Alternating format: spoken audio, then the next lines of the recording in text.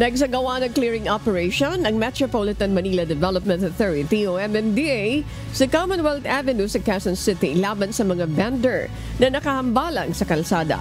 Ayon kay MMDA Special Operations Group Head Gabriel Go, umabot hanggang ikatlo at ikaapat na lane ang nahaharangan ng mga nagtitinda at nasasako pa ang motorcycle lane. Sumunod naman ang mga vendor na umurong sa gutter kaya't walang nakumpiskang paninda sa ngayon. Ngunit babala ng MMDA, kukumpiskahin na nila ang mga paninda ng mga ito sa oras na muli silang pumwesto sa gitna ng kalsada. Bukod dito, sinita rin ang mga motorista na iligal na nagsasakay at nagbababa ng pasahero sa hindi tamang lugar na lalong nagpapabigat sa trapiko.